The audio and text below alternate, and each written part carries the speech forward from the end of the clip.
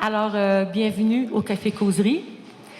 Le Café Causerie est une initiative de l'organisme Entraide Bécancour en collaboration avec la Fabrique. Alors, merci à Gilles Lapointe. Alors, aujourd'hui, nous avons deux invités passionnés, proactifs, engagés, dont les valeurs environnementales sont vraiment au cœur de leur vie. Alors, il s'agit de Serge Fortier. Alors, Serge, il y a Serge et Joanie.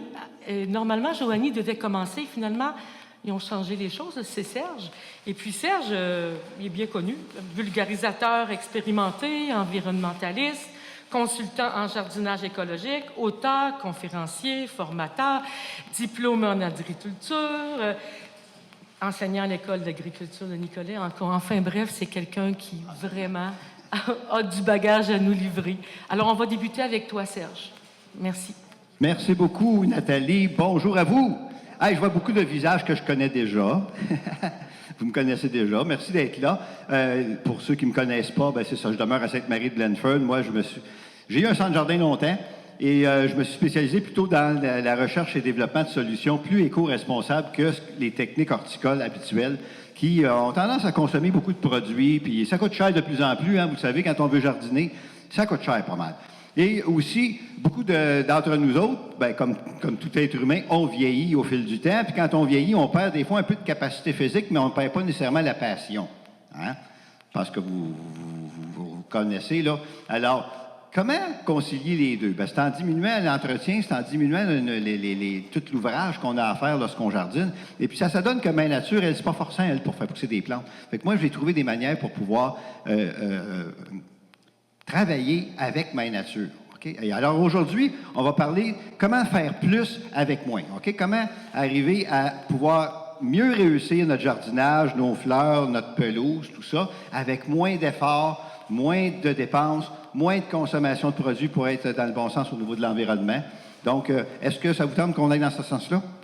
Oui, vous êtes là pour ça de toute façon. Alors, 8 façons de valoriser les matières qu'on trouve chez soi, comme ces matières-là. OK, alors, les déchets de nourriture végétale et animale aussi, parce que les viandes, les poissons, les produits laitiers, ces choses-là, on ne peut pas mettre ça au composteur. Mais comment on pourrait gérer ça chez soi? Fumier, excréments d'animaux et domestiques, beaucoup de gens ont des chiens, des chats, les feuilles mortes quand ça arrive l'automne, ça rentre tout dans un composteur, ça? Quand tu as 30 sacs de feuilles là, que tu ramasses sur ton terrain, ça rentre pas tout dans le composteur. Alors, il faut trouver la manière de pouvoir gérer autrement aussi. Coupeur de gazon, écorce, rameaux de bois, en tout cas, tout ça, vous avez tout lu ce qu'il y a là. C'est toutes des matières que, tôt ou tard, vous allez retrouver chez vous ou dans l'environnement non loin de chez vous. Okay? Et ce sont des matières que, si on ne trouve pas la manière de les gérer correctement, bien, il va y avoir des coûts pour ça. Il va y avoir des conséquences environnementales aussi et des conséquences économiques. Alors, voici les manières que je vais vous proposer aujourd'hui, OK? Qui sont à votre portée d'ailleurs. Ils sont à ma portée, mais ils sont à votre portée aussi. C'est ça qui est intéressant. Parce qu'il faut qu'une méthode de gestion puisse être démocratisée, c'est-à-dire qu'elle puisse servir à tous. Pas juste à certaines personnes qui ont les moyens ou certaines personnes qui ont les connaissances. Alors, ça, je vais vous les expliquer. Évidemment, il y a des expressions là-dedans. Moi, j'ai mis ça comme je pensais, là, pour m'en souvenir, puis pour que ce soit plus facile. Mais vous allez voir en arrière, il y a une logique environnementale derrière ça. Alors, on va commencer par le compostage en contenant ou en tas. Ça, c'est connu. Je ne m'attarderai pas dessus parce que j'ai une demi-heure, qu'on me dit. Puis une demi-heure, pour moi, c'est court. OK? Parce que j'aurais tellement de choses à vous dire. Mais le compostage, je pense que tout le monde connaît ça pas mal. C'est le cas ou c'est... Oui? Bon. OK. On va quand même le regarder un petit peu. Vous connaissez cette bidule-là, la machine à terre qui est subventionnée par la régie d'ailleurs. Vous pouvez acheter une patente comme ça, pas chère, qui permet de composter dedans. Mais il y a possibilité aussi de s'en fabriquer soi-même. Si vous n'aimez pas ça, si vous avez le goût de composter, mais que la machine à terre ou la bidule noire ne vous intéresse pas parce que c'est pas trop décoratif ou... bon... Bien, ça ne vous empêche pas de composter. Il y a possibilité de faire vous-même vos boîtes pour composter. OK? Vous voyez, il y a un petit modèle là, qui est... Attends, ça marche-tu, ça? Oui. Ce petit modèle-là qui est fabriqué par un artisan à Trois-Rivières, d'ailleurs, est super intéressant parce qu'il n'est pas trop gros comme modèle, puis super intéressant. Et ce qui est plaisant, si vous le faites en bois, c'est parce que vous pouvez le teindre la même couleur que votre patio ou un autre de vos meubles dans votre cour, puis l'intégrer à votre paysage. Okay, alors, ça vous empêche. Ça, vous allez pouvoir composter quand même dedans. OK? Alors, pour réussir un bon compost, ça prend 3 choses. Bon, on entend parler souvent du vert et du brun, le rapport carbone-azote. Bon, ça, c'est un petit peu sorcier parce que Je veux dire, c'est quoi le rapport carbone-azote de tes résidus de tes restants de table? Tu ne sais pas. C'est quoi le rapport carbone-azote de tes feuilles? C'est pas écrit dessus? On ne le sait pas. T'sais? Alors, c'est embêtant de faire un bon rapport carbone-azote pour se situer entre 30 à 50 pour 1. Je vais vous montrer je vais vous montrer quelques détails qui vont vous aider là-dessus, OK? Rapidement, mais tous ces détails-là que je vous donne, c'est dans mon dernier livre que j'ai fait, là, Potager, Faire plus avec moins. OK? Alors, vous allez pouvoir compléter les informations si ça vous intéresse. Une bonne aération et un bon taux d'humidité, ça, c'est important aussi. Alors, ça va vous aider. Voyez-vous, le rapport carbone-azote des matériaux qu'on rencontre assez souvent, comme par exemple les feuilles mortes qu'on ramasse à l'automne, bien, le rapport est à 60 pour 1. OK? Donc, il est supérieur à 30 à 50 pour 1. Le carbone est supérieur, si on veut, à ce que ça prend pour que ça se décompose rapidement. C'est pour ça que les feuilles, c'est un petit peu plus long à se décomposer. Mais voyez-vous, les autres matières, là, comme les copeaux de bois, le paille de cèdre, qu'on fait mettre dans les aménagements paysagers, comment est-ce que le rapport carbone-azote est très haut? Hein? 500 pour 1, c'est 10 fois trop de carbone par rapport à l'azote. Alors, quand on applique ça dans un jardin ou dans une plate-bande, les bactéries ou toute la vie dans la terre qui veut décomposer cette matière organique-là, eux autres, il faut qu'ils trouvent un équilibre. Là, okay? Il y a trop de carbone, il faut qu'ils trouvent de l'azote en quelque part. Alors, la seule azote qu'ils ont disponible, c'est celle qu'il y a dans votre sol. Fait que si vous mettez des matières carbonées comme ça, vous allez vous retrouver avec des plantes qui vont être vertes pâles, qui vont avoir de la misère à pousser. Pourquoi? Parce que l'azote qu'il y a dans le sol pour fertiliser vos plantes sert aux bactéries à décomposer la matière organique qui est trop carbonée pour aller chercher leur équilibre. Okay? C'est pour ça. Alors, il faut s'arranger pour créer un équilibre. Les matières, vous voyez, ça, c'est les matières qui sont plus azotées, qu'on pourrait dire. Le rapport carbone-azote est en deçà de 30 à 50 pour 1. Donc, le fumier de poule, de lapin aussi, ça, c'est à 7 pour 1. En autant que c'est juste le fumier, là. S'il est mêlé avec de la ripe ou, ben non, des copeaux. Tu sais, je veux dire, là, à ce moment-là, le rapport ne sera plus le même. Mais par contre, un fumier qui est à 7 pour 1 avec, mettons, de la ripe ou du brincy qui est à 500 pour 1, bien là, vous allez pouvoir créer un équilibre. Fait que là, si vous avez un fumier de poule mêlé avec du brincy, vous allez l'appliquer dans votre jardin, il va y avoir un équilibre quand même là, à ce moment-là, parce que il y a un rapport. On va voir, je pense que j'en ai un calcul de comment calculer, là, mais je ne suis pas sûr que je l'ai mis dedans parce que c'est évidemment, ça prend du temps. Et puis, je manque de temps. Alors, les matières animales, ça, vous savez, ça ne va pas dans le composteur. Hein? Alors, est-ce qu'on peut gérer ça? Oui, on peut le gérer. Vous allez voir, le cône vert, entre autres, ça ressemble à ça. Là, on a étiré l'image pour que ça fitte sur l'écran, là, et comme étiré, il n'est pas si large que ça, là. Ma femme s'en vient avec, là.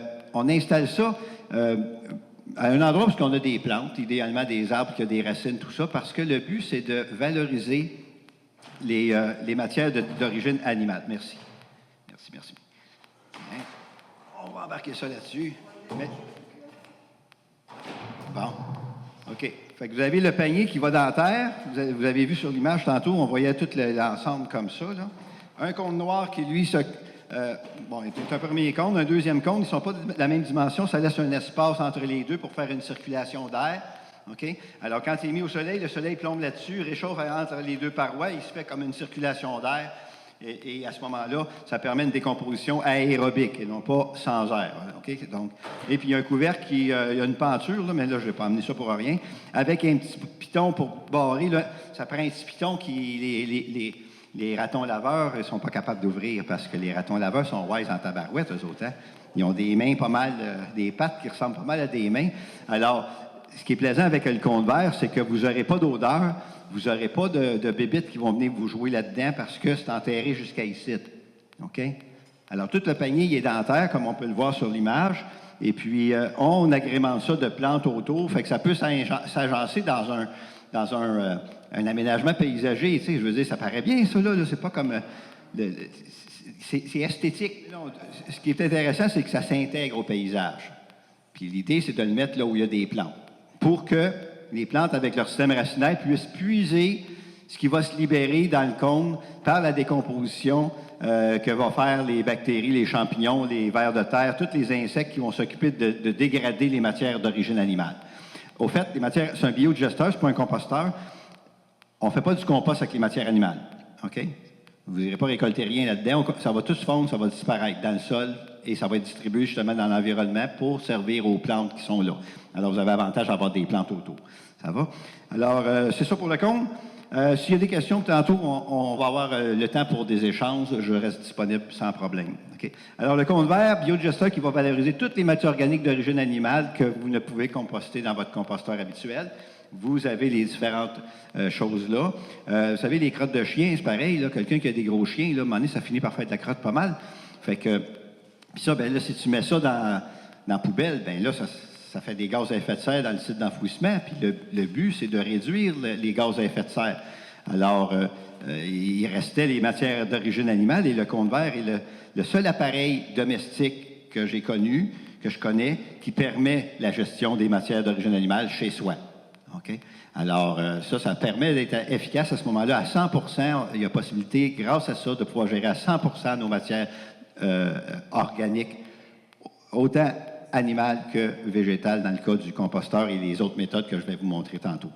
Je vous dis tout de suite, la Régie, l'an passé, avait subventionné pour les résidents, je ne sais pas s'il y en a qui ont profité de ça, l'an passé, il avait subventionné 55 comptes verts comme ça, et Joanie me disait que ça avait parti en 2 jours. OK? Et là, justement, si jamais c'est un appareil qui vous intéresse, profitez-en pour les gens de la Régie, là, qui sont dans les municipalités de la Régie, parce qu'ils en subventionnent encore 55 cette année. OK? Mais notez ça, parce que le 22 avril, c'est le 22 avril qu'ils vont ouvrir les inscriptions. Puis si ça sort comme l'année passée, ben là, vous allez manquer votre coup, OK? Ça fait que, elle me dit qu'ils vont être à 75 alors que le prix de détail est de 220. Fait que ça vaut la peine d'aller vers ça. Ça va? Alors, c'est OK pour le compte vert. On continue. Si jamais vous manquez votre coup, ben contactez-moi parce que je suis le distributeur au Québec. Il n'y avait pas de distributeur, puis je trouvais ça intéressant de rendre disponible le produit. Vermicompostage. Est-ce qu'il y en a qui font ça du vermicompostage? Non? OK, moi j'en fais. Moi, c'est ma méthode privilégiée pour gérer tout ce qui sort de la cuisine. OK? Tous les restants de table, les plures, ces affaires-là, tout ce que je génère dans la maison. Oui, ça, je l'avais sur la table, je l'aurais laissé là. T'as pas amené le plateau? Ben oui, regarde, il est là. Il est resté. Mais ça, c'est un petit modèle. Mais en tout cas, ça, je vais vous montrer ça. Là. Il y a différents modèles de vermicomposteurs. Tantôt, je vous disais le compostage pour l'extérieur, mais là, le vermicompostage, c'est pour à l'intérieur. Alors, vous n'êtes pas obligé de vous faire geler les faufounes pour aller mener vos restants, vos plures dehors dans le composteur qui a ça des pains de neige par-dessus. C'est un appareil avec des plateaux, une base avec une valve pour ramasser les liquides parce que quand on composte des matières végétales, hein, c'est à 90 d'eau, là, les fruits et les légumes. Là, ça fait bien plus de liquide que de matière solide là, au final. Mais on ne le voit pas quand on composte à l'extérieur parce que ça s'en va dans la terre. Mais avec les vermicomposteurs, on peut ramasser le liquide. Et le liquide est fertilisant. Moi, c'est avec ça que je fertilise mes jardins. Qu'avec le liquide, parce que, regarde, moi, si je ramasse 2 petites poches de compost dans ma saison, c'est bien beau. Mais je vais ramasser 25-30 litres de liquide, par exemple, et c'est bien plus ça qui me sert de fertilisant, que je dilue dans l'eau, 10 à 20 parties d'eau, puis que j'arrose dans mes dispositifs d'arrosage spéciaux, là, que certaines connaissent, qui arrosent directement aux racines. Alors, vermicompostage, ça s'installe, là, il y en a différents modèles. Comme vous voyez, celui-là, c'est un plus gros. Parce que ça, c'est vraiment le petit modèle là, pour le comptoir, comme on voit là. Okay? Mais il y a des modèles qui sont plus gros encore. Ça, c'est vraiment pour, mettons, une famille là, qui veut gérer toutes ces matières qui sortent de la maison. Là. C'est sur roulette. Et puis, c'est comme écoute, ça 3 pieds par 3 pieds à peu près. Là. Ça, c'est plus gros. Quand on est rendu habitué, on commence avec des plus petits, puis quand on est rendu habitué, on peut aller vers des modèles comme ça, puis on gère plus de matière. Vous voyez, il y a celui-là qui un autre modèle, ça peut servir même de table de chevet, chaque bord de votre litre. Il n'y a pas d'odeur. Le compostage extérieur, pour vous dire, là, qui est pourtant la méthode, là, quand on veut gérer chez soi, là, on parle de compostage, compostage extérieur. C'est ça qu'on favorise, c'est ça qu'on priorise. Parce que beaucoup de gens ou même de décideurs pensent que c'est la seule méthode qu'on peut avoir pour gérer nos matières organiques, alors que moi, j'en ai 8 façons de gérer mes matières. Et le compostage extérieur, c'est mon dernier recours. Je trouve ça trop de trouble. puis moins efficace que toutes les autres manières que je vais vous présenter maintenant. OK?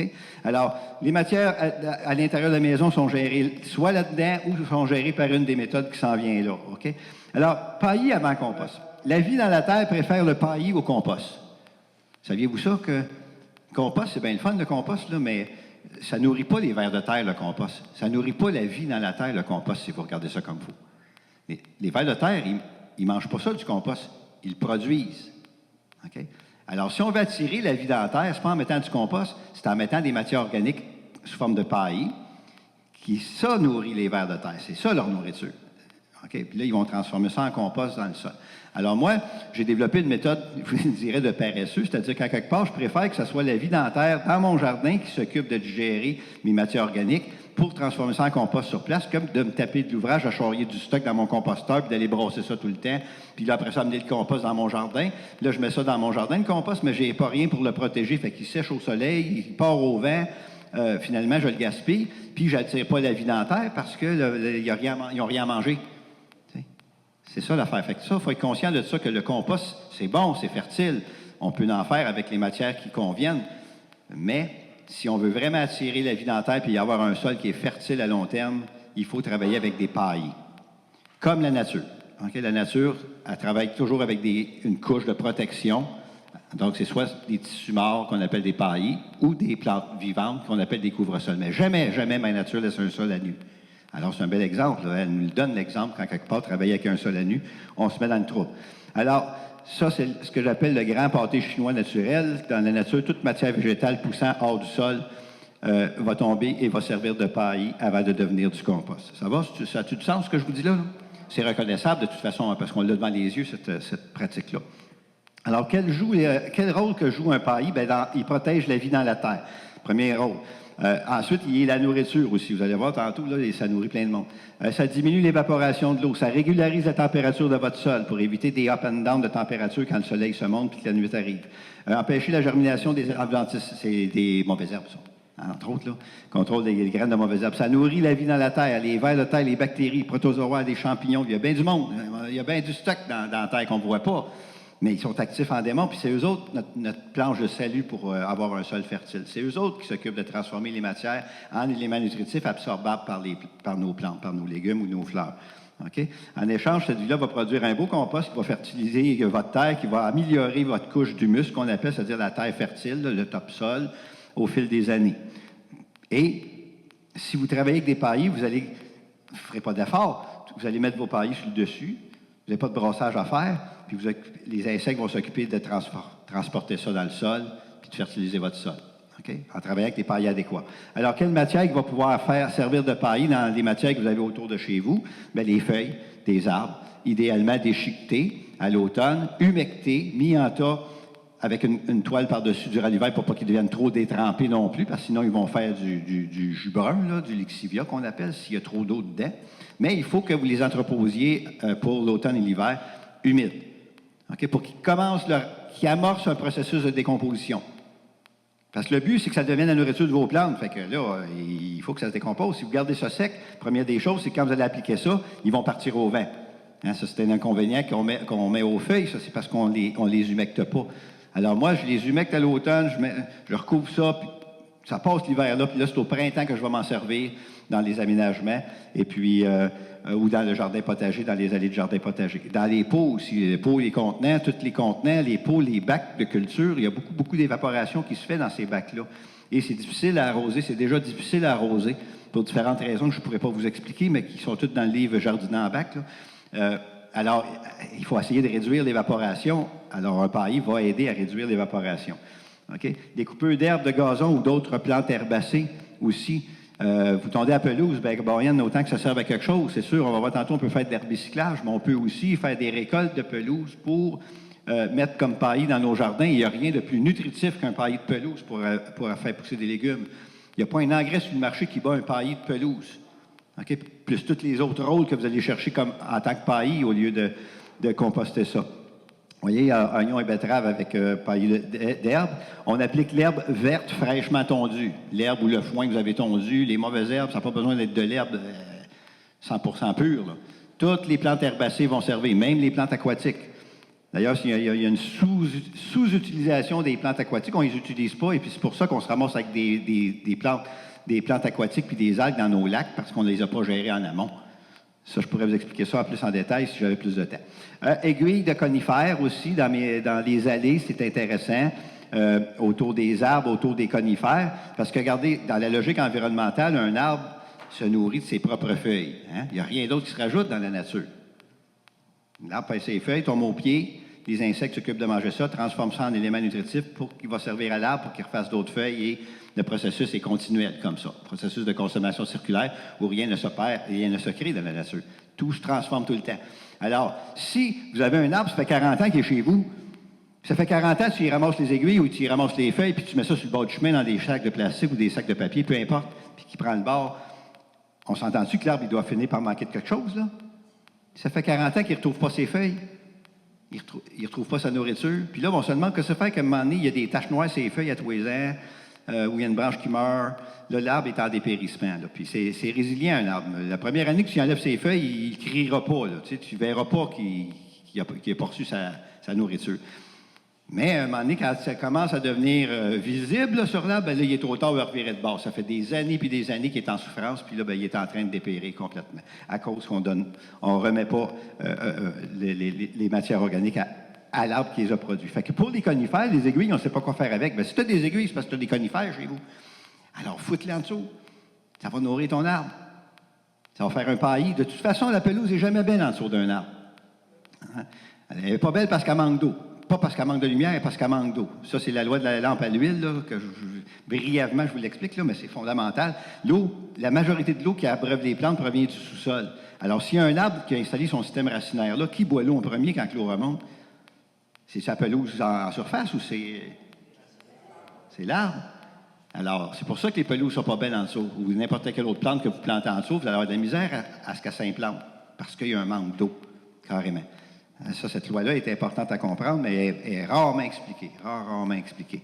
Pourtant, les ingénieurs qui bâtissent des chemins, là, eux autres, il faut qu'ils se battent contre cette loi-là, parce qu'ils ne veulent pas que l'eau remonte en dessous de l'asphalte. Hein?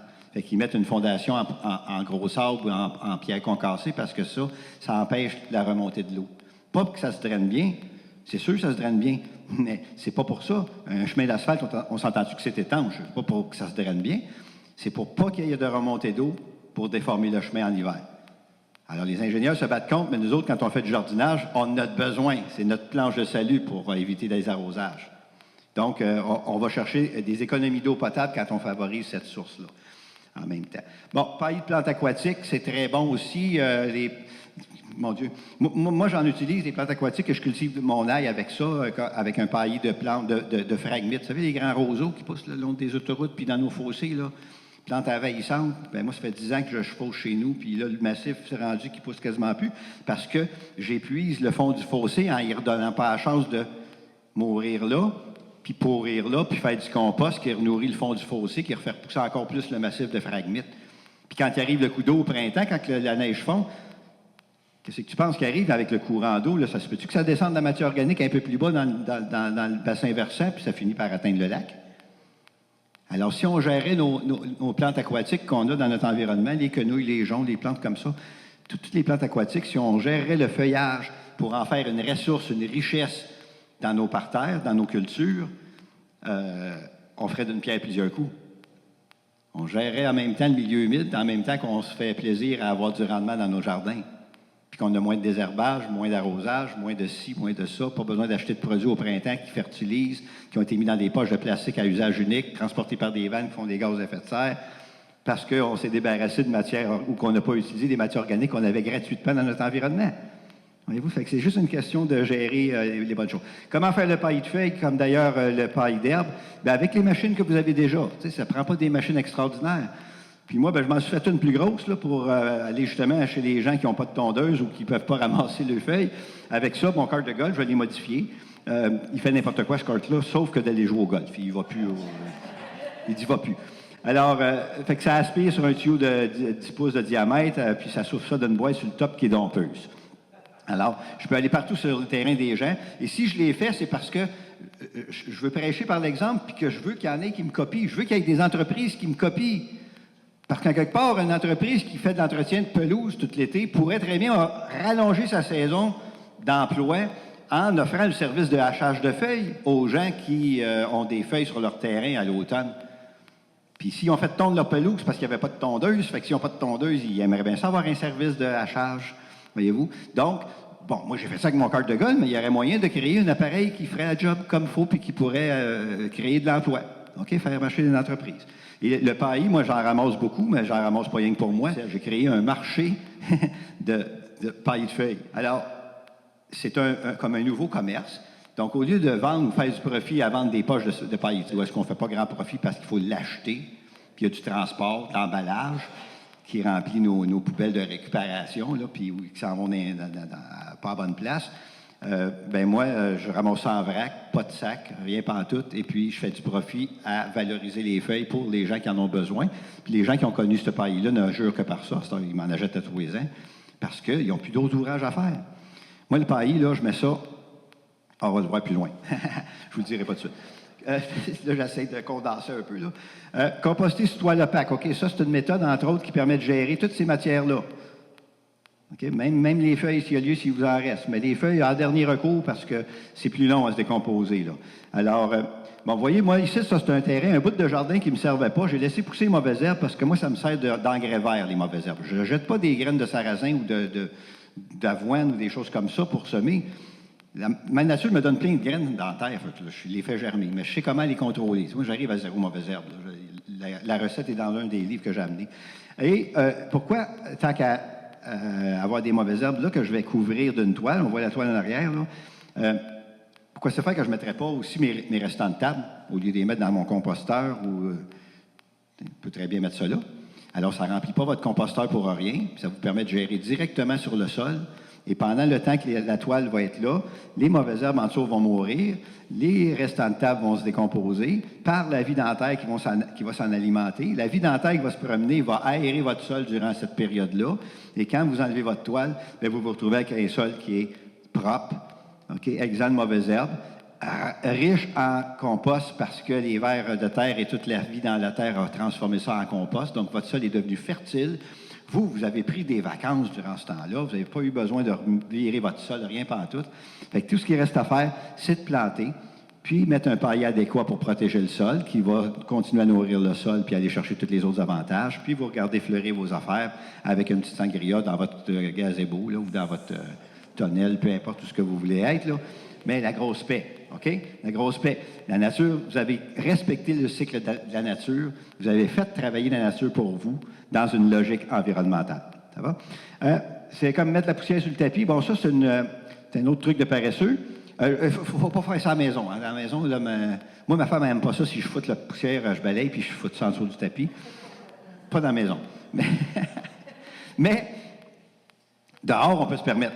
Mais pour ça, c'est important, si vous êtes planté en massif, idéalement, ça, c'est un autre bout de l'approche, là, c'est tout complémentaire, l'approche que je vous livre rapidement aujourd'hui. Mais l'idée de planter en massif vous permet de cacher le sol adéquatement et de répondre à la loi des vêtements de la terre, la loi qui oblige les sols à être protégés par les végétaux, soit morts ou vivants. Alors, si ce n'est pas des paillis, c'est des végétaux vivants qu'il faut qu'il y ait sur un terrain. Voir du paillis à grandeur de la cour, c'est pas intéressant, alors on essaie d'avoir des végétaux vivants. Fait qu'en les plantant en massif, au lieu de planter ça en touffes individuelles, puis de devoir gérer entre les touffes, bien, moi, je plante en massif. Puis l'avantage de planter en massif, c'est que ça me permet d'aller cacher du stock en dessous. Vous voyez, là, j'ai ouvert le feuillage et j'ai mis des coupures de la taille de fleurs, si on veut.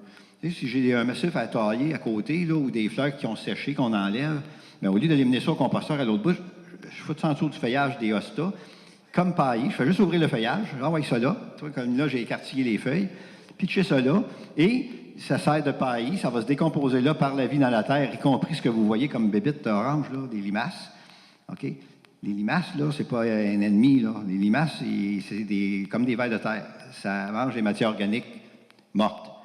Mais, faute de pain, tu manges la galette. Si tu n'as pas de matière organique morte, ils vont manger des matières organiques vivantes, vos feuilles. OK? Alors, c'est pour ça que vous avez beaucoup d'attaques de limaces. C'est que si vous n'avez pas de paillis, vous êtes direct sur la terre, ou vous avez un paillis de cèdre qui n'aime pas manger pantoute, vous vous retrouvez avec des problèmes de limaces qui mangent des feuilles, parce que c'est tout ce qu'ils ont à manger. Ils ne se laisseront pas crever de faim. Alors que moi, sans m'en rendre compte, sans travailler sur l'histoire de limaces, j'ai arrêté d'avoir des problèmes sur les feuilles. Ils sont en dessous, là, les limaces. Là. Mais il n'y a pas une feuille de manger. Pourquoi? Parce qu'en quelque part, ils ont leur habitat au sol. Parce que j'ai mis un paillet adéquat qui aime manger. Fait qu'ils vivent là, ils pondent leurs œufs là. Et le reste de l'écosystème peut à ce moment-là fonctionner aussi. Parce que savez-vous que les œufs de limaces se font manger par les lucioles. Les lucioles, c'est les mouches à feu, là. Okay? Alors, les lucioles mangent les œufs de limaces. Donc, si on tape sur la tête des limaces, bye-bye les lucioles. Automatiquement, on casse la chaîne alimentaire. Okay?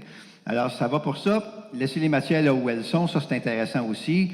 L'herbicyclage, vous avez entendu parler de ça, l'herbicyclage, hein? Quand vous tondez votre pelouse, vous laissez l'herbe là. Fait que ça va composter, ça va protéger en même temps un peu plus parce que les pelouses ont tendance, étant donné qu'on est en cours, ont tendance à être trop ajourées, trop aérées, puis à ce moment-là, le soleil se rend jusqu'au sol, et ça, la nature n'aime pas ça, ça ne répond pas à la loi des vêtements de la terre.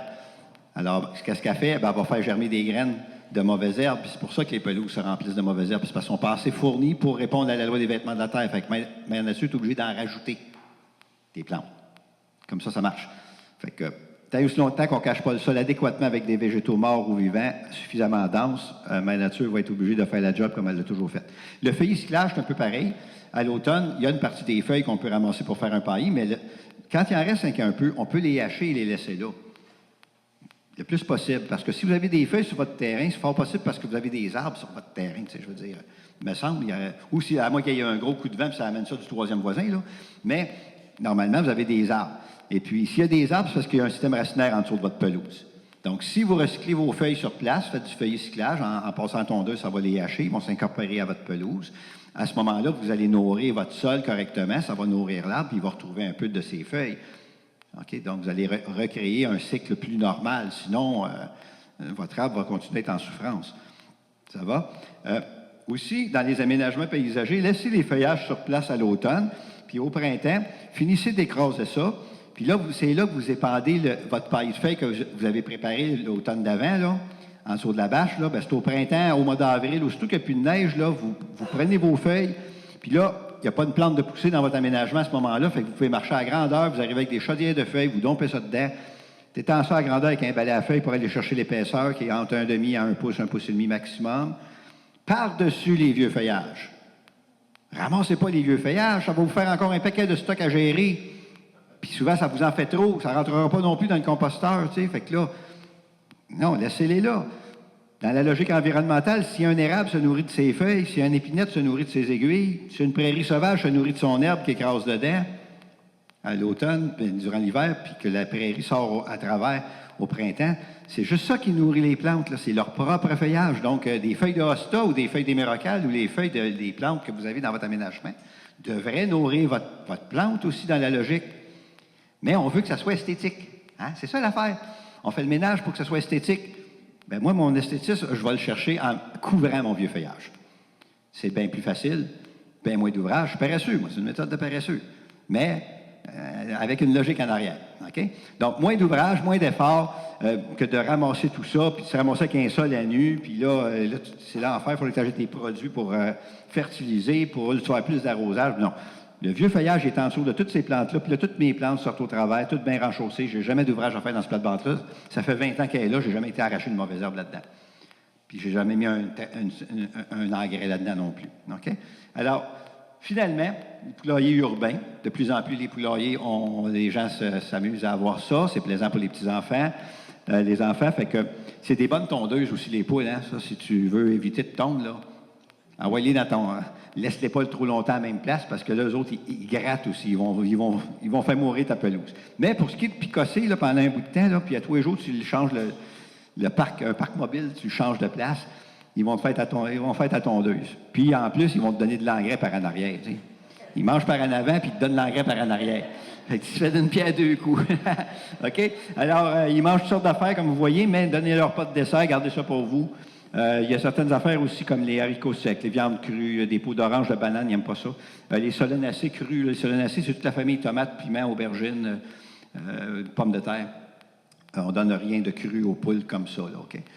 Peut-être tomates, ça passe, mais dans les autres solanacées, là, non. Ça va pour ça? Alors, en résumé, rapidement, les restants de table, on peut gérer ça soit dans le composteur extérieur, soit dans les vermicomposteurs comme ça, ou on peut donner ça aux poules. OK? Résidus de fruits et légumes, composteur extérieur, vermicomposteur, composté sous toile opaque. Vous avez vu tantôt, là, je pouvais en jeter en dessous de la toile en la mettant. Et puis, les poules aussi vont manger ça. Les résidus d'origine animale, le cône vert. OK? Ça s'en va là-dedans. Les excréments de chiens et chats, cône vert. Ensuite de ça, les feuilles, paillis. Prioriser le paillis parce que ça, on en a en grosse abondance. Ça fait qu'un paillis, on en a toujours de besoin. Le feuillis-cyclage, comme je vous disais, sous toile opaque, mais modérément parce que ça, quand vous allez enlever votre toile, ils vont être encore relativement là puisque c'est plus long à se décomposer. Mais vous avez d'autres moyens. Composteur extérieur aussi, un petit peu pour apporter votre brun, si on veut, à travers pour créer votre mélange, là, rapport au carbone azote. Les agriculteurs ou les maraîchers peuvent en prendre à certains endroits aussi. Les résidus du jardin, laissez ça sur place, comme on a vu tantôt, sous toile opaque, compostage extérieur, et les coupes de gazon, l'herbicyclage, paillis pour le jardin, qui est super nutritif, composteur extérieur, sous toile opaque, ou ben non, les poules. Il y en a des solutions, il y en a des places pour gérer les matières. Okay? Et les branches, bien ça, il y a des écocentres pour ça. Puis de toute façon, les écocentres sont aussi là pour... Joanne, elle va nous parler de ça tantôt. Elle va vous dire tous les services que la régie peut offrir. Puis il y a des écocentres qui, un peu partout, surtout en été, qui peuvent aussi gérer si tu as trop de feuilles ou si tu as d'autres choses que tu n'es pas capable de gérer chez toi. Mais on peut tout valoriser. Okay? Parce que quand vous valorisez chez vous, ça ne coûte rien. Il n'y a aucun frais. Alors ça, on est gagnant sur tous les plans. Personnellement, au niveau de la société aussi, puis l'environnement va vous remercier. Alors, pour moi, je pense que c'est tout, me semble. Ah ben oui, ça, c'est juste la... Bon. Ça va? Merci bien. Alors, ce que vous voyez là, Potager faire plus avec moi, je n'ai amené quelques exemplaires, j'ai dit à mon éditeur, moi, là, je vais t'écrire un livre sur le jardinage, mais je veux intégrer dedans la gestion des matières organiques à la source pour que les gens sachent comment gérer à la source, qu'il y ait plus que juste un moyen de gestion à la source. Puis comme vous voyez, il y en a plusieurs moyens de gestion. Et le livre, justement, c'est l'intégration de plusieurs moyens de gestion à la source des matières que vous avez chez vous pour avoir un beau potager ou des belles plates-bandes, etc. Alors, je laisse la place à Joanie. Merci encore.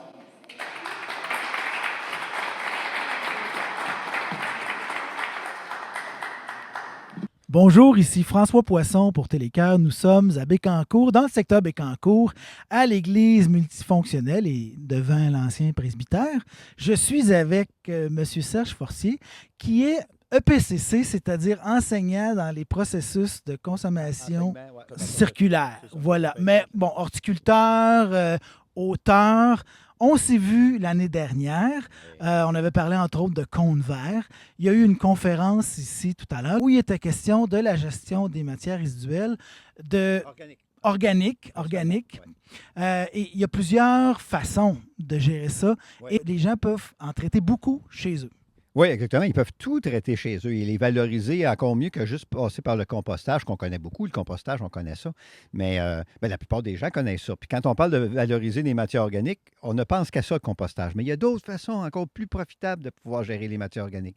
Beaucoup plus profitables, moins d'ouvrages en plus de ça. Alors, François, les matières qu'il y a dans l'environnement, ça ne coûte rien. Mère Nature nous les donne. Alors, on chiale là que... on chiale. Tu sais, je veux dire, on voit la vie qui augmente, les coûts de la vie qui augmentent, les intérêts qui augmentent. Beaucoup de gens n'arrive plus, là. Mais ça, c'est gratuit.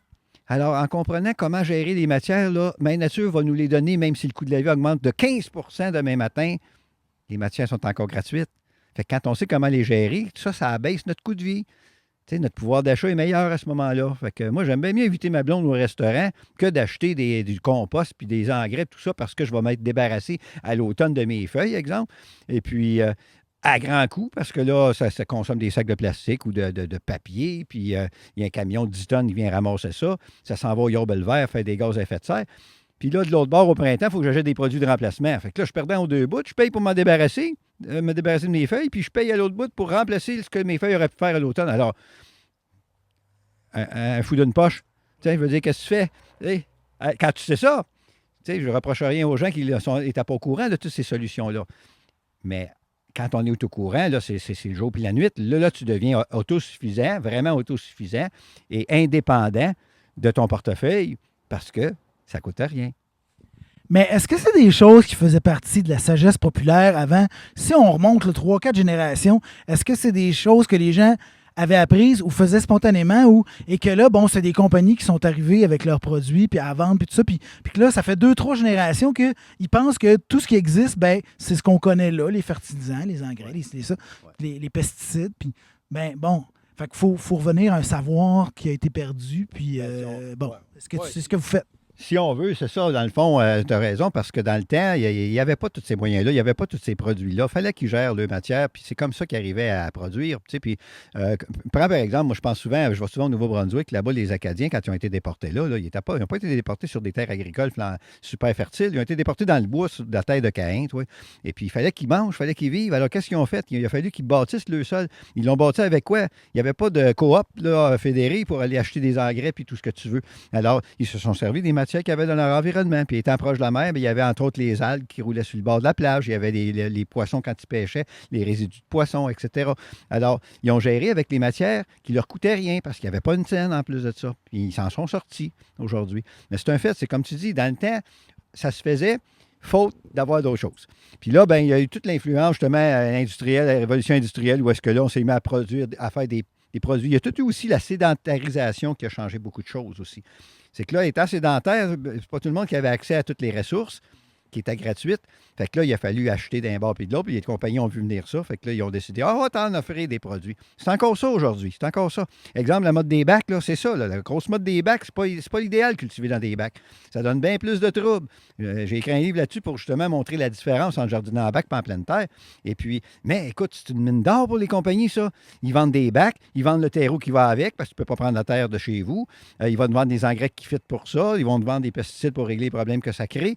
Alors, puis là, les gens, ils se mettent à cultiver des bacs en pensant devenir autonomes au niveau de l'alimentation. Demain matin, il arrive, je veux dire, la chaîne d'approvisionnement casse.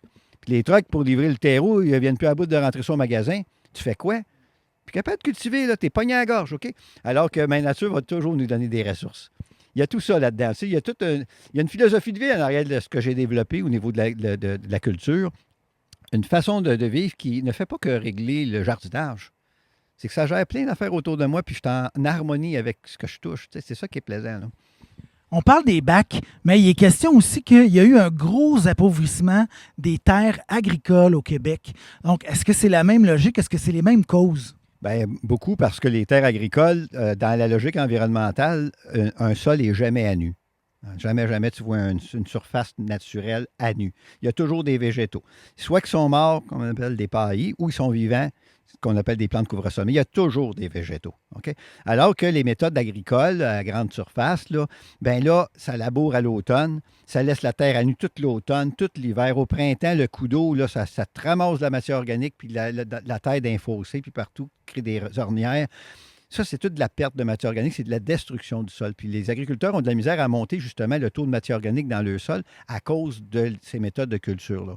Alors, de plus en plus, l'agriculture se rend compte qu'il ne devrait pas trop toucher au sol. Il ne devrait pas trop décaper le sol, essayer de garder une couverture végétale si possible, puis de semer juste dans des sillons ou tout ça.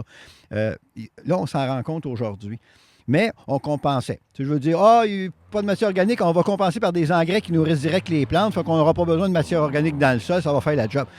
Ça, c'est les compagnies encore qui, tu sais, veut dire, fait que là, les agriculteurs sont rendus attachés avec une corde au cou, ils dépendent de tous les intrants qui sont fournis par des entreprises pour arriver à faire pousser des plantes qui, normalement, pousseraient tout seules puis qui seraient dans un processus de consommation circulaire. On faisait miroiter ça comme une facilité quelque part, mais ça a occasionné tellement d'autres inconvénients qu'au final, ben, c'est nuisible. Ben, on se retrouve où ce qu'on est là, c'est-à-dire que là, on est dans un cul-de-sac. Puis capable de rejoindre les deux bouts, puis capable de produire. Les terres sont détériorées, ça prend de plus en plus d'engrais, mais on a de moins en moins d'argent pour le payer. Alors, non, il faut revirer ça de bord. Puis la seule façon de le faire, c'est en voyant comment la nature se fait. La nature est toujours là. Elle n'a jamais changé de place. Ça fait des millénaires qu'elle fonctionne. Puis, elle n'a pas de misère. Elle a fait ce qu'elle a à faire. Tu sais. Alors, les leçons sont là. On a bien beau aller à l'université pendant 15 ans, avoir des bacs puis des maîtrises dans toutes sortes d'affaires. Si en quelque part, on ne respecte pas la logique environnementale, on est dans le champ. C'est pas compliqué, là.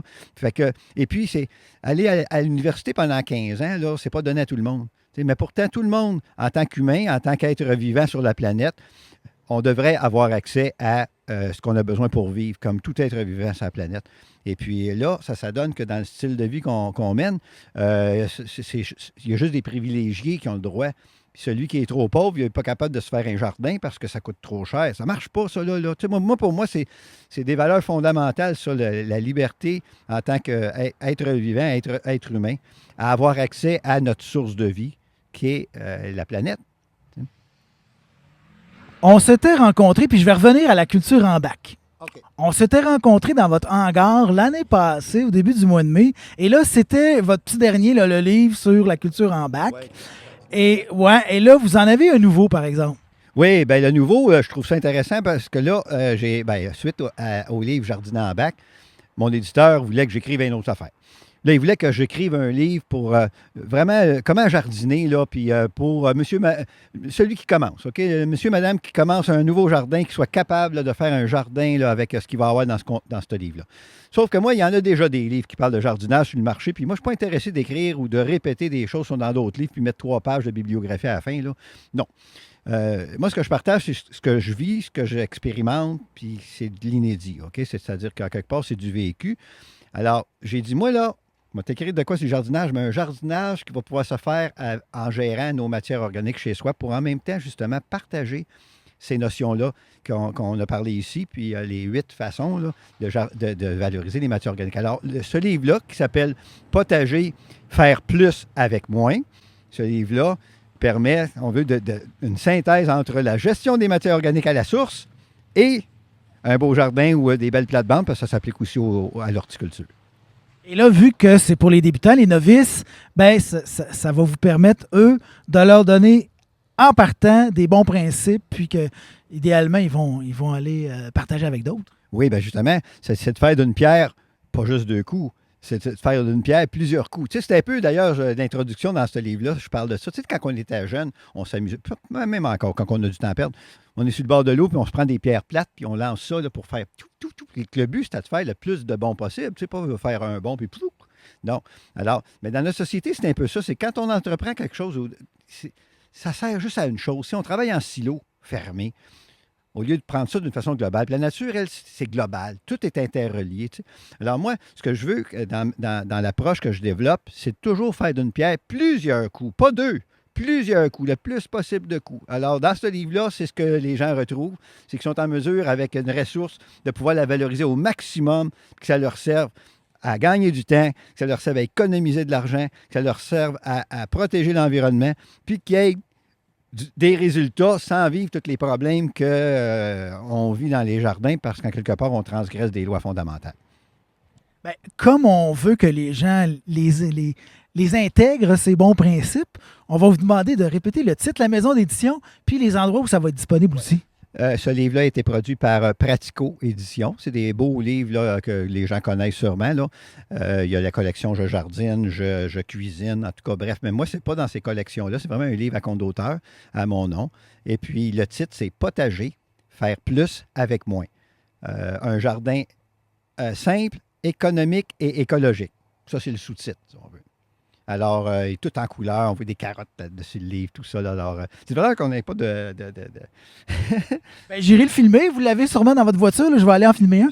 Et là, pour l'obtenir. L'obtenir, l'idéal, c'est de passer par mon site web ou voir sur mon site web, sergefortier.com, mon horaire de conférence, parce que je vais un petit peu partout. Alors, si je suis dans la région, vous venez me voir en conférence, j'apporte toujours mes livres et vous pouvez à ce moment-là avoir un petit peu meilleur marché, puis pas de transport. Sinon, je livre. Là, dans la région, je fais des livraisons aussi. Mais allez sur mon site web, tout est commandable sur le site web. J'ai toutes sortes d'autres belles affaires aussi, des inventions là, qui permettent là, de se faciliter la tâche, puis avoir des super de résultats, puis vraiment être satisfait de ce qu'on fait. Donc là, ça, c'est la partie où vous propagez le savoir que vous avez développé à travers les années. Mais vous, là, chez vous, comment vous l'appliquez en ce moment? Les cultures que vous allez faire l'été prochain, à quoi ça ressemble?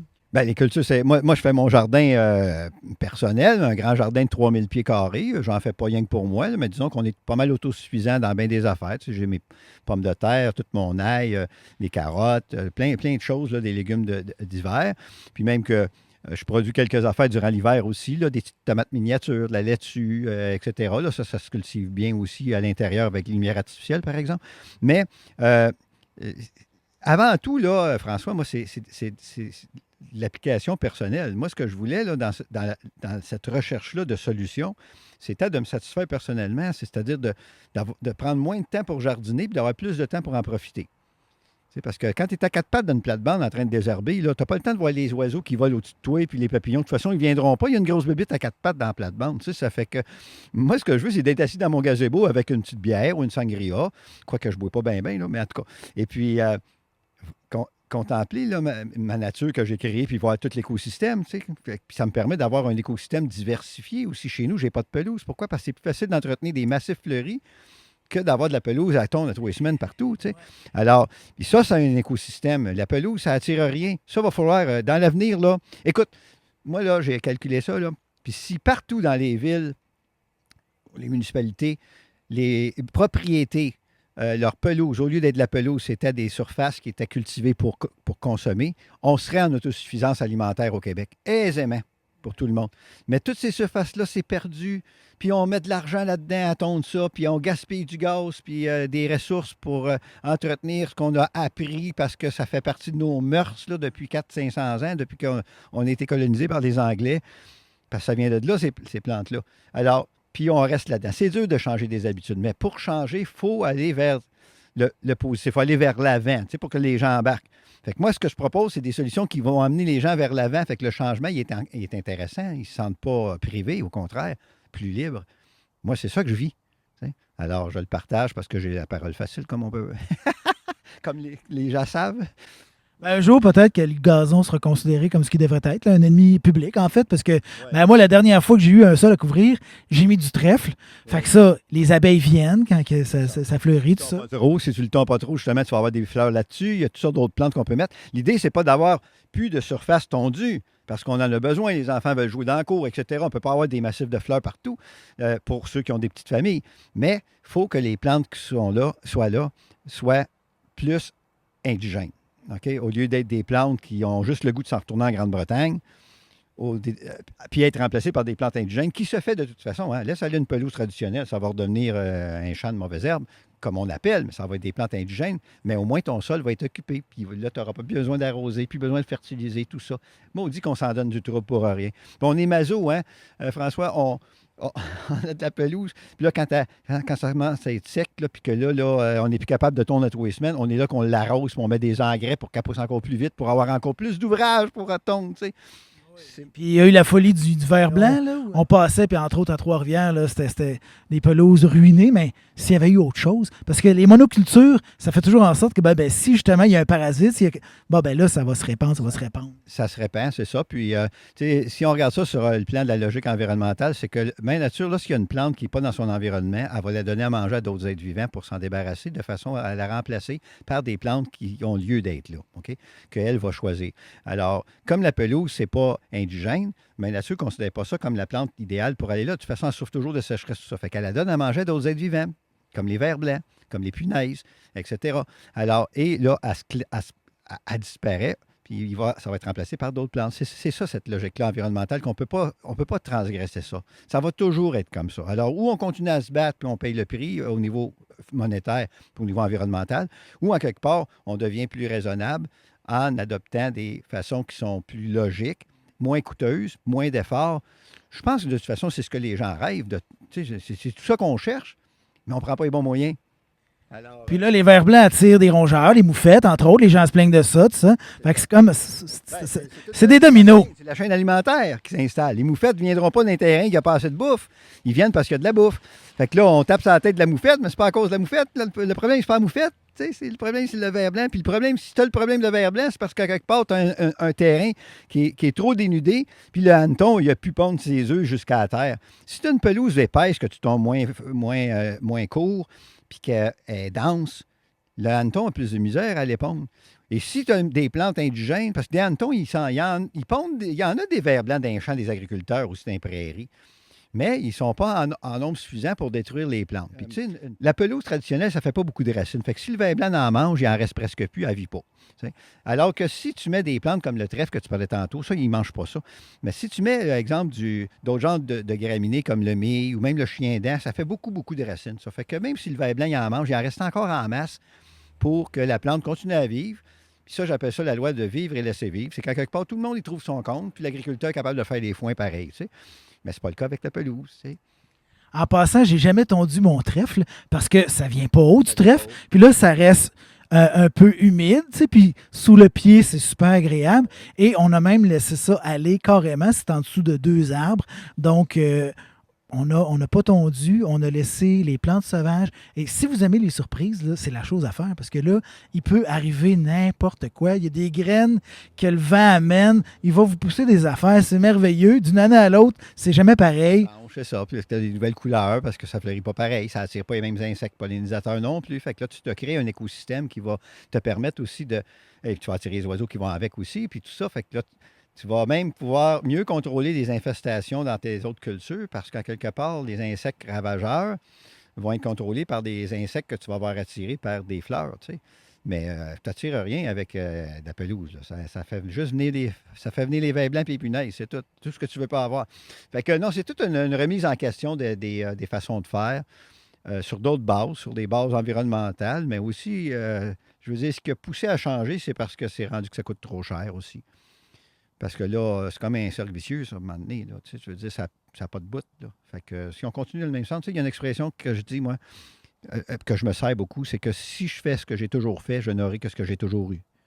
Fait que si je veux faire autrement, il faut que je change ma façon de faire. C'est pas le choix. Tu sais. Je ne peux pas continuer à faire la même affaire, à rêver que je vais avoir des résultats différents. Là. Alors, avec la pelouse, c'est ça. On rêve encore que la pelouse, ça fait 400 ans qu'on essaye de trouver une manière de faire pousser ces petites maudites plantes-là, que demain matin, on va avoir de la solution. Regarde, c'est parce qu'on ne cherche pas à la bonne place, là. C'est pas parce que, écoute, on l'aurait trouvé, la solution, là. Bien, la solution, c'est change de plante. C'est tout. Il faut être franc avec les gens, là. Vous l'aimez, votre pelouse, mais si vous ne voulez pas de trouble avec, changez de type de plante. C'est point final. Et sinon, on continue à vous battre. C'est ça. On parle de biodiversité, mais la biodiversité qu'on veut, c'est de la biodiversité indigène. C'est des plantes qui viennent d'ici, des animaux qui viennent d'ici, ainsi de suite. Sinon, ça crée des déséquilibres comme ceux dont on parlait. C'est pareil de toute façon. Si tu mets des plantes à hybrider que l'être humain a inventées, mais la nature ne les reconnaît pas. Fait que là, ils vont finir par disparaître. Tu vas être obligé de lui donner des soins pour les maintenir là. Tu sais. C'est de même que ça se passe dans la nature. Ça fait que tu chasses le naturel, il reviendra au galop. Ça, c'est un autre des 8 lois que je... Parce que tu sais, il y a 8 façons de valoriser la matière, mais j'ai aussi découvert reconnu 8 grandes lois fondamentales qui permettent aux végétaux d'être autonomes dans la nature. Puis, la place est chasse le naturel, il reviendra au galop. C'en est une, ça aussi. Puis, on la reconnaît bien avec la pelouse. Parce que laisse-la aller, la pelouse, pendant 2 ans, mettons 3 ans. Là. Fais rien comme soin. Pas d'engrais, pas de terrotage, carottage, gna. Puis, tu vas voir qu'il va se faire un changement assez vite. Ta pelouse traditionnelle, là, elle va s'implanter une mauvaise herbe. Ça va devenir plutôt une prairie de plantes indigènes. Puis, la pelouse a disparu. Fait que ça a repris le naturel. Mais on n'a jamais vu l'inverse. Une prairie sauvage devenir un beau gazon, un green de golf, là. Non, jamais. Fait que c'est là qu'on voit qu'on rame à l'envers. Tu sais. On se bat contre une plante qui ne veut rien savoir, contre des plantes qui ne veulent rien savoir, en tapant sur la tête des plantes qu'on n'a pas demandées, puis qui poussent naturellement, puis qui sont super belles. Tu sais. Parce que ma nature a choisi toujours les bonnes plantes dans un endroit donné. Mais dans cette logique-là, comment expliquer les espèces étrangères envahissantes, les EEE? Oui. Ben, c'est parce qu'eux autres, ils ont l'environnement nécessaire et puis ils ont les conditions nécessaires pour s'implanter, mais change les conditions, puis cette plante-là peut facilement être éliminée. Comme par exemple, prenons le phragmite. Donc, le phragmite, c'est les grands roseaux qu'on va pousser dans les fossés le long des autoroutes. Ça fait des beaux plumeaux au bout. Il y en a qui font des bouquets séchés là, avec ça, des grands tiges. Là. Ça vient 8-9 pieds de haut. Bon, cette plante-là, c'est un génotype européen. Ça vient d'Europe. Et puis, mais ici, dans notre environnement, c'est considéré par les chercheurs comme étant une pompe à phosphore, le phragmite. Okay? C'est une plante qui puise beaucoup de phosphore. Elle a besoin de beaucoup de phosphore pour être capable de bien pousser. Fait que les massifs vont s'implanter là où il y a des rejets de phosphore dans les fossés, dans les rigoles, dans des choses comme ça, dans les milieux humides. Elles ne germent que dans les milieux humides. Et puis, fait qu'on va voir ça le long des champs de grandes cultures qu'on parlait tantôt qui sont surfertilisés. Fait qu'il y a des engrais qui ne sont pas pris par les plantes terrestres, le maïs, le soya. Ça s'en va dans les milieux humides. Puis là, ma nature, pour recycler, parce qu'elle recycle toute ma nature, bien, pour recycler ces éléments-là, elle prend les plantes qui sont en condition de le faire. Puis le phragmite, bien là, ça donne que s'il est là, bien, il s'implante. Puis là, bien, le massif devient tellement fourni que là, ça fait mourir nos indigènes. T'sais? Alors ça, la gestion des plantes aquatiques, c'est un enjeu majeur parce que là, les lacs, Bon, il y a des plantes aquatiques qui poussent, il y a des algues bleues dans des lacs. Ben oui, mais c'est sûr, on ne gère rien dans les fossés puis dans tout le bassin versant. Fait que ça meurt là. Dans le processus de consommation circulaire, ces matières-là se décomposent dans le fond du fossé, font de la matière organique, du compost qui est riche en éléments nutritifs, ça renourrit le fossé. Il arrive le coup d'eau au printemps, là, à la fonte des neiges, ça charrie ce matière organique-là puis les éléments nutritifs plus bas dans le bassin versant pour finir par arriver dans le lac. Puis là, on se demande quoi se fait qu'on a des... C'est un processus normal, mais qui est intensifié parce qu'on consomme beaucoup d'engrais puis tout ça. Mais ça a toujours été un processus normal, ça, d'eutrophisation des cours d'eau, là, ce processus-là où est-ce que les végétaux prennent leur place. Il y a beaucoup de lacs qui existaient ou des étangs ou des milieux humides qui sont devenus des forêts. Mais c'est des forêts qui sont humides. Puis là, que tu marches là-dessus, puis ça brasse, tu sais, parce qu'en dessous, c'était de l'eau, là. Mais ça s'est rempli de matière organique au fil des dizaines de milliers d'années. Ça a disparu en dessous des végétaux. Mais si on ne veut pas ça, comprenons le cycle, puis coupons les sources d'engrais qui favoriseraient la croissance des lacs, des plantes aquatiques dans nos lacs. Mais si on peut le faire en amont. OK? Si tu le fais en amont, là, tu viens de régler le problème. Puis là, chaque citoyen pourrait le faire. Chaque citoyen qui vit sur le bord d'un ruisseau, d'un cours d'eau, d'un fossé, on sait que tôt ou tard, l'eau qui va couler là va s'en aller dans le lac. Donc, en faisant ça, c'est simple. Ça coûte quoi? 0. Ça rapporte quoi? Beaucoup. C'est de même que ça marche dans le bois, de toute façon. Là. Si les lacs disparaissent parce que le boisé jette des feuilles, les feuilles tombent au fond, ils se décomposent, font de la matière organique, ça fait pousser des algues. Puis là, ça finit par remplir le lac au fil des années. Moi, le lac Rose que j'ai pas loin de chez nous, il y a un espace qui est sauvage et cet espace-là, ce coin-là, dans le fond, graduellement, les plantes qui poussent, c'est des plantes, évidemment, qui aiment vivre dans l'eau, mais graduellement, ils colonisent le lac. Parce que c'est pas creux, là. Fait que là, ils colonisent le lac rapetisse de plus en plus, ça s'en vient couvert végétal. Tu sais. Alors, c'est un phénomène normal, mais qu'on peut ralentir en comprenant le processus. Tu sais, c'est des trucs qui sont faciles. Puis tout le monde peut le faire. C'est ça qui est plaisant, c'est que tout le monde peut faire ça. C'est juste de comprendre la logique en arrière. Puis quand tu comprends quelque chose, c'est bien différent que d'apprendre quelque chose. Puis c'est ça que les gens aiment. Moi, je le vois dans le non-verbal, puis ils viennent me le dire de toute façon. Ils disent, mon Dieu, comment ça se fait qu'on ne nous a jamais dit ça avant? Puis pourtant, on le savait, mais personne ne nous en parle. Tu sais. Fait qu'on n'a pas tendance à l'appliquer. Dernière question, puis là, on se promène pas mal de toute façon, mais là, je vous amène ailleurs. Oui. L'autonomie alimentaire, pendant la pandémie, on a encore plus réfléchi à ça. Puis c'est quoi les solutions? Tout ça, il y en a des individuels, il y en a peut-être des collectifs. Là, il est question de faire pousser en serre au Québec. Qu'est-ce que vous pensez de ça? Oui. Bien, les projets de serre seraient intéressants, surtout comme par exemple ici dans le parc industriel, toutes les industries qui produisent ou qui vont produire, dans leur procédé de fabrication, utilisent beaucoup d'énergie. OK? Puis après qu'ils ont utilisé cette énergie-là, souvent, c'est perdu en chaleur. Puis là, ça s'en va dans l'atmosphère, puis c'est final. Tu sais, fait que l'énergie a servi une seule fois. Alors, s'il y avait moyen de joindre à ces usines-là ou d'obliger ces usines-là à pouvoir valoriser cette énergie-là plus avant de la perdre, il pourrait se bâtir un paquet de complexes de serre, un peu comme il y a là, mais au lieu de produire du pot, là, de produire des légumes. Là. Puis ça, à ce moment-là, ça ne prendrait pas plus d'énergie. Fait qu'on ne serait pas obligé de bâtir des barrages supplémentaires. Puis là, on pourrait produire des légumes bon marché parce qu'en quelque part, il y aurait une récupération d'énergie. L'énergie, là, pour les serres, c'est ça qui coûte le plus cher. C'est ça qui fait que les légumes sont chers. Alors, on pourrait produire à ce moment-là avec moins d'énergie puis moins cher ce qu'on voudrait avoir. Là, fait que, ici, dans le parc, on aurait cette solution-là, cette possibilité-là. Il faudrait voir comment faire pression pour ça. Là. Quelle manière créer des règlements pour les industries qui sont déjà là. Tu sais, moi, je travaille à pelleter des portes, justement, dans une usine durant l'hiver pour me tenir en forme. L'usine d'huile. OK? L'huile de soya, l'huile de canola. Et puis, tu devrais voir, il y a un endroit où on va pelleter. Là, on se perd dans la vapeur tellement qu'il y a des vapeurs, il y a des évaporateurs. Là, on se perd dans la vapeur. Jamais je croirais que ce vapeur-là ne pourrait pas servir à être canalisé pour chauffer des serres. Tu sais. Alors, il y a des possibilités, mais on est habitué de gaspiller, c'est au Québec. Tu sais. En tout cas, ça, il y aurait un gros gain à faire là. Fait que c'est une solution qui est viable, mais il faut trouver des façons raisonnables de le faire, puis ça existe, puis il faut juste les appliquer. C'est ça. Parce que là, électrifier le transport, chauffer les serres à l'électricité, là, si c'est toute la nouvelle énergie qu'il faut prendre pour ça, il va falloir encore développer des super de gros projets. On ne pourra pas sortir de là. Fait que là, les éoliennes, il va falloir en planter partout à côté de chez vous, essayer d'être le plus près possible de la consommation. je ne verrais pas pourquoi c'est vrai qu'il n'y aurait pas un parc éolien justement dans le parc industriel pour que, au lieu de les planter ça à côté des maisons, dans le parc, ça ferait l'affaire. Il ne faut pas embarquer encore dans plus de dépenses, plus d'investissements nécessairement. Travaillons avec ce qu'on a, puis réduisons notre consommation ou valorisons plus l'énergie qu'on a déjà là. Ça, c'est le premier pas à faire. Puis c'est dans tout. Autant dans la valorisation des matières organiques, ou bien non, si ou de bacs de récupération, tu sais, je veux dire, si tu remplis 3 bacs de récupération par semaine, ben en quelque part, c'est parce que tu consommes un peu trop, mettons, là, tu sais. Fait que cherche à réduire ta consommation parce que tu as bien beau récupérer, il va toujours avoir de la perte pareille, tu comprends? Alors ça, c'est le premier des R, la réduction.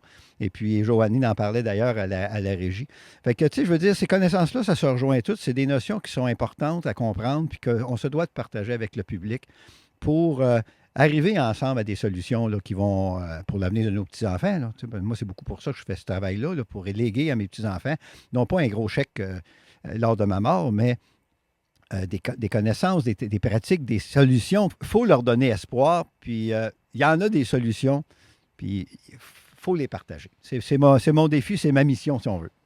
Ben, ça nous ramène quelque part au processus de consommation circulaire dont on parlait au début.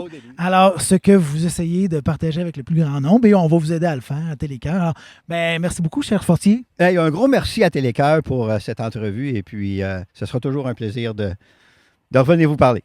C'est un plaisir partagé. Merci encore. À bientôt.